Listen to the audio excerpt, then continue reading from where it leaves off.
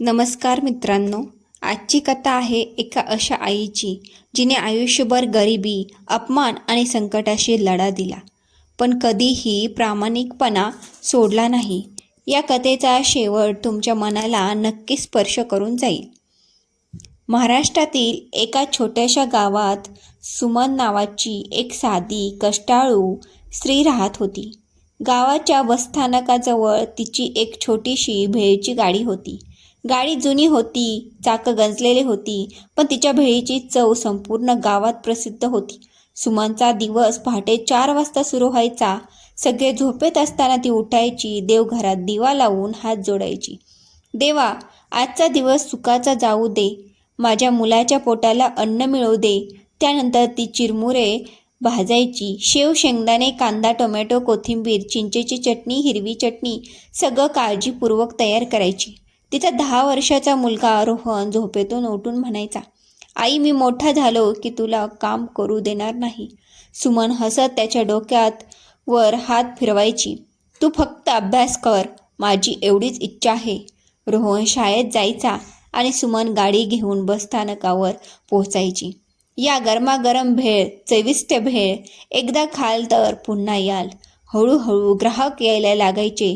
बसचालक, विद्यार्थी, शेतकरी, ऑफिसला जाणारे लोक सगळे तिच्या भेळीचे चाहते होते.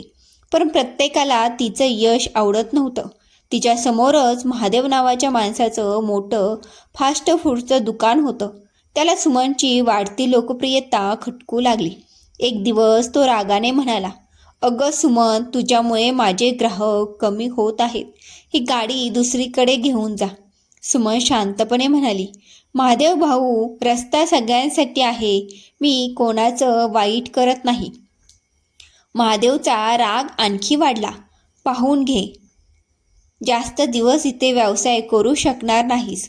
सुमन काही बोलली नाही. तिला माहिती होतं वाद घालून पोट भरत नाही.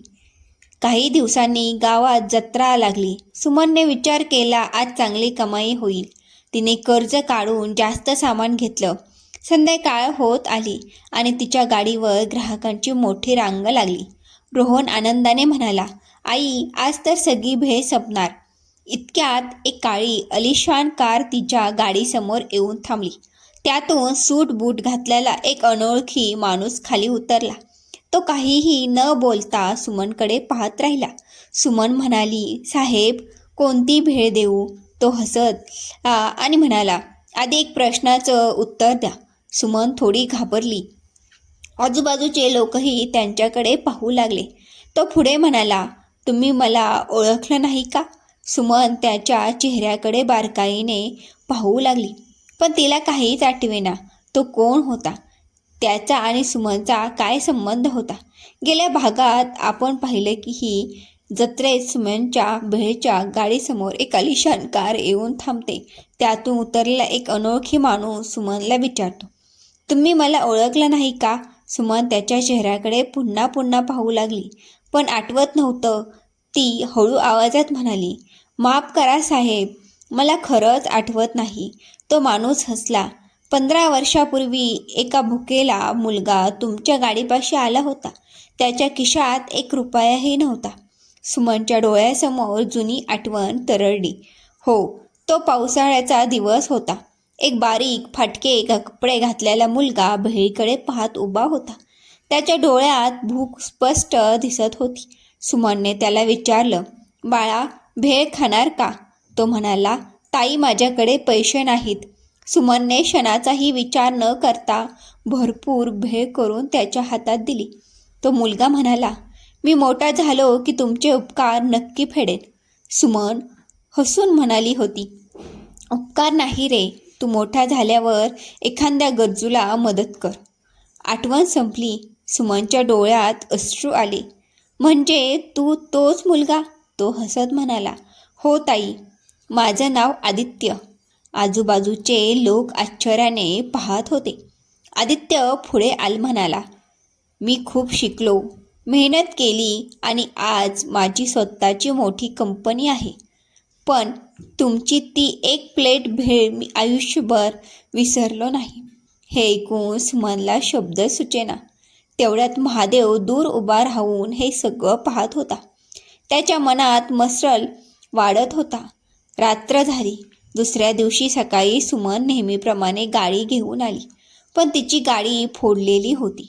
भेळीचं सामान रस्त्यावर विखुरलेलं होतं. चटण्या सांडल्या होत्या. चुरमुरे चिखलात मिसळले होते. सुमन जागेवरच बसली आणि रडू लागली. रोहन धावत आला. आई, हे कोणी केलं? सुमन काही बोलू शकली नाही. गावातील लोक जमा झाले, पण कोणीही पुढे येऊन सत्य सांगायला तयार नव्हतं. महादेव मात्र दूर उभा राहून खोटं दुःख दाखवत म्हणाला, अगं बाई, किती वाईट झालं. सुमनला त्याच्या चेहऱ्यावरचं खोटं हसू दिसलं, पण तिच्याकडे पुरावा नव्हता. दुपारपर्यंत आदित्यला ही बातमी समजली. तो लगेच घटनास्थळी पोहोचला. त्याने गाडीची अवस्था पाहिली आणि शांतपणे म्हणाला, ताई, रडू नका. ज्याने हे केलं आहे तो लवकरच सापडेल. महादेवच्या कपाळावर घाम फुटला, कारण त्याला माहीत नव्हतं की बसस्थानकावर नुकतेच नवीन CCTV कॅमेरे बसवले गेले होते. त्या कॅमेऱ्यामध्ये नेमकं काय कैद झालं होतं? महादेवच खरंच दोषी होता का? आणि आदित्य पुढे सुमनसाठी काय करणार होता? मागच्या भागात आपण पाहिले की सुमनची भेळची गाडी रातोरात फोडण्यात आली. आदित्यने सर्वांना सांगितलं की बसस्थानकावर लावलेल्या CCTV कॅमेऱ्यामुळे सत्य लवकरच समोर येईल. हे ऐकताच महादेवच्या चेहऱ्यावरचा आत्मविश्वास गायब झाला. तो स्वतःशीच पुटपुटला, जर कॅमेऱ्यात सगळं रेकॉर्ड झालं असेल तर आत्ता माझं काही खरं नाही. त्या रात्री महादेवला झोपच लागली नाही. सकाळी आदित्य, सुमन आणि गावातील काही लोक पोलीस ठाण्यात पोचले. पोलिसांनी CCTV फुटेज मागवलं. सगळ्यांचे डोळे स्क्रीनवर खेळले होते. रात्री 11:30 वाजता एक माणूस चेहरा रुमालाने झाकून सुमनच्या गाडीजवळ आला. त्याने आजूबाजूला पाहिलं आणि गाडीची तोडफोड सुरू केली. क्षणभरात तो मागे वळला आणि त्याचा चेहरा स्पष्ट दिसला, महादेव. गावातील लोकांच्या तोंडून एकच आवाज निघाला. महादेव खाली मान घालून उभा राहिला. पोलिसांनी त्याला ताब्यात घेतलं. तो हात जोडून म्हणाला, माझ्याकडून चूक झाली, मला माफ करा. सुमन शांत होती. तिने फक्त एवढंच म्हटलं, तुम्ही माझी गाडी तोडली, पण माझी मेहनत तोडू शकला नाहीस. ते शब्द ऐकून पोलीसही काही क्षण शांत झाले. महादेवला शिक्षा झाली, पण सुमनच्या अडचणी अजून संपलेल्या नव्हत्या. तिच्याकडे नवीन गाडी घेण्यासाठी पैसे नव्हते. तेव्हा आदित्यने तिचा हात धरला आणि म्हणाला, ताई, आजपासून तुम्ही एकट्या नाही. 2 दिवसांनी बसस्थानकावर एक नवीन सुंदर आणि आधुनिक भेळची गाडी उभी होती. त्यावर मोठ्या अक्षरात लिहिलं होतं, सुमन स्पेशल भेळ. संपूर्ण गाव त्या गाडीचं उद्घाटन पाहण्यासाठी जमलं. पहिली भेळ एका लहान मुलीला मोफत देण्यात आली. सुमन म्हणाली, ज्या दिवशी माझ्याकडे काहीच नव्हतं त्या दिवशी लोकांनी मला साथ दिली. आज माझ्याकडे थोडं आहे तर मीही गरजूंना मदत करणार. हे ऐकून सर्वांनी टाळ्याचा कडकडाट केला. आदित्यने त्या दिवसाचा एक छोटासा व्हिडिओ सोशल मीडियावर टाकला. त्याने लिहिलं, या आईने मला भूक लागली असताना मोफत भेळ दिली होती. आज तीच ऋण फेडण्यासाठी वेळ माझी आहे. फक्त काही तासात तो व्हिडिओ हजारो लोकांनी पाहिला. दुसऱ्या दिवशी लाखो व्ह्यूज. तिसऱ्या दिवशी संपूर्ण महाराष्ट्रातून लोक सुमनच्या भेळीबद्दल बोलू लागले. TV चॅनेल, वर्तमानपत्र आणि यूट्यूबवर एकच नाव झळकत होतं, भेळवाली सुमन ताई. पण जिथे यश येतं तिथे काही लोकांना ते सहन होत नाही. एका मोठ्या फूड कंपनीच्या मालकाने तो व्हिडिओ पाहिला. त्याच्या मनात वेगळाच विचार आला. तो म्हणाला, जर ही बाई माझ्यासोबत काम करायला तयार झाली नाही तर तिचा व्यवसाय बंद करायला मला वेळ लागणार नाही. तो माणूस कोण होता? तो सुमनसमोर कोणती अट ठेवणार होता आणि सुमन तिच्या स्वाभिमानासाठी काय निर्णय घेणार होती? सुमनताईच्या संघर्षाची कथा सोशल मीडियावर व्हायरल झाली. संपूर्ण महाराष्ट्रातून लोक त्याच्या भेळीचे चव घेण्यासाठी येऊ लागले. पण प्रत्येक यशाबरोबर काही नवीन संकटही येतात. एका सकाळी सुमन नेहमीप्रमाणे दुकान उघडत होती. तेवढ्यात 2 महागड्या गाड्या दुकानासमोर येऊन थांबल्या. त्यातून सूट बूट घातलेले काही लोक उतरले. त्यांच्यासोबत एक मोठा उद्योगपती होता. त्याचं नाव होतं विक्रम देशमुख. तो हसत सुमनसमोर आला. सुमनताई, तुमच्या भेळीची खूप चर्चा ऐकली आहे, सुमन नम्रपणे म्हणाली. धन्यवाद साहेब, काय देऊ? तो म्हणाला. भेळ नको, मला तुमच्याशी एक व्यवहार करायचा आहे. सुमन आणि आदित्य एकमेकांकडे पाहू लागले. विक्रमने एक फाईल टेबलावर ठेवली. ही माझ्या कंपनीची ऑफर आहे. तुम्ही तुमची भेळची रेसिपी आम्हाला द्या. आम्ही ती संपूर्ण देशभर विकू.